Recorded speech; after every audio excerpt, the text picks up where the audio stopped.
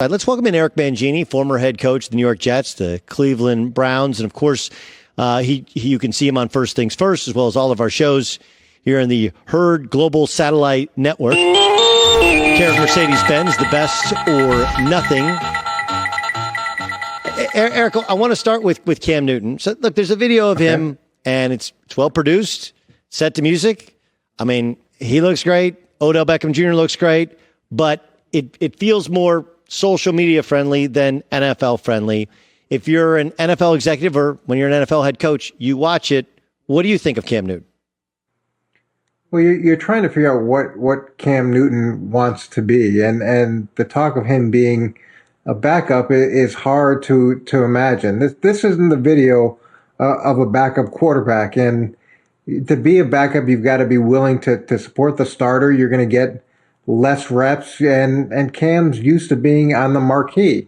In addition to that, most backups this past year, we're talking about $3 million for Andy Dalton, like $1 million for Brian Hoyer. Is he really going to be comfortable with that type of money? And you don't know where he is from an injury perspective. And look, there's nothing he can do about that because of the situation that we're in.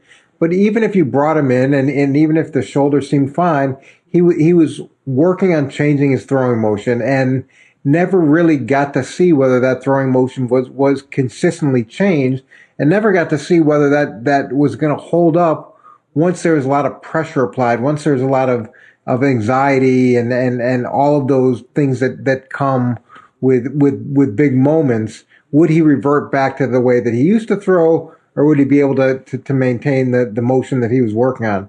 So there's a ton of questions. Now, all that being said, he should wait, and someone's going to go into camp and not like the quarterback situation they have, or someone's going to get hurt, and he's going to have a much better opportunity and a lot more leverage. Yeah, I agree that's the best. And the throwing motion thing is interesting. I talked to an NFL GM who said, I don't even know how he throws the ball consistently.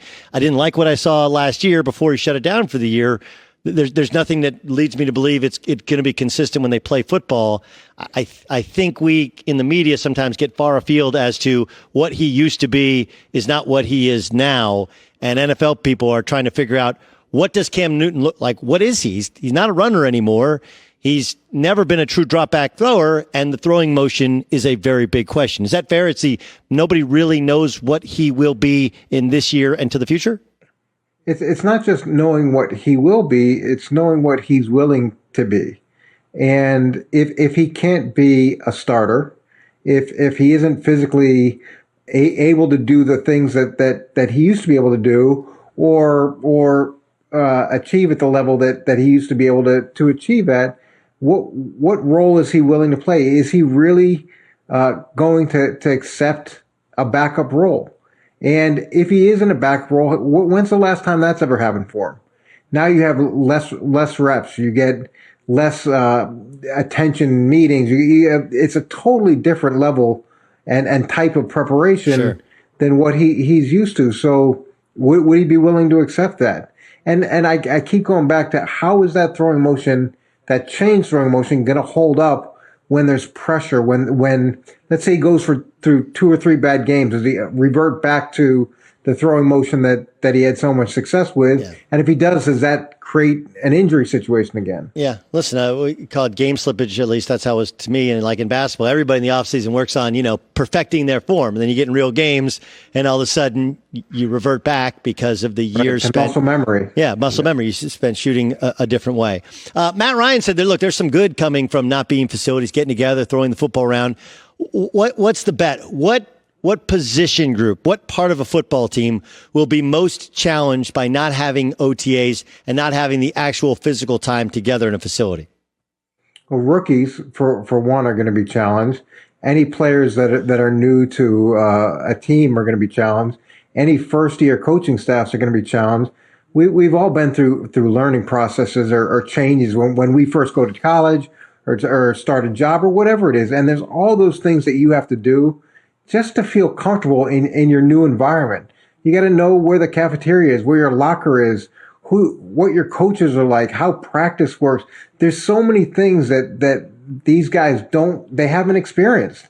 And now they're going to go into training camp and you're going to try to cram all of that learning that usually takes place over 6, 8, 10 weeks into a very small amount of time, and it's going to be hard. It's going to be really hard, especially for, in my mind, young players. Speaking of young players, Tua Tagovailoa's physical therapist said, miraculous the recovery he's making. I put you in Brian Flores' shoes. You don't have OTAs with him. He hasn't been in the facility yet. How do you proceed with Tua, who you believe is the quarterback of the future, but how do you proceed with him now? It's funny, Doug. I've never had a player who had a medical procedure where the doctor didn't say how well it went and what a great job they've done. So you've got to take that with a grain of salt. Tua is a great example of what I'm talking about. He hasn't been able to be in with the players. The coaches don't really know how well he picks up the system because doing it on the board, doing it in the classroom is totally different. What's he going to be like in the huddle? What are his mechanics like? You can't evaluate any of that. And now he also hasn't had a pro off-season program. So as much as he's been working with his therapist, he's coming off an injury. He hasn't been in a pro program. And now you're potentially putting him right into games. And look at those early games. It's Patriots, Bills, Jacksonville, and then I think it goes either Seattle, San Fran, or San Fran, Seattle. You're talking about a rough early part of the schedule for a young guy in an abbreviated offseason, and it could be extremely detrimental to his confidence if he goes in and gets beat up. Really quickly, Lamar Jackson, there's a video posted of Lamar Jackson playing football on a beach. He gets tackled. To any of us who are old enough, we remember Robert Edwards, who was a star with the Patriots, right? And as a rookie, he goes and plays in a beach football game before the Pro Bowl and blows out his knee, never the same. How do you got to have a conversation, right? If you're John Harbaugh with Lamar Jackson, don't you? Yeah, there's a couple things with this. There's social distancing. I mean, that's real, and obviously that's not happening here. And then you take chances like this, and no one ever anticipates getting injured by a jet ski when you're hanging out with your buddies and having a good time.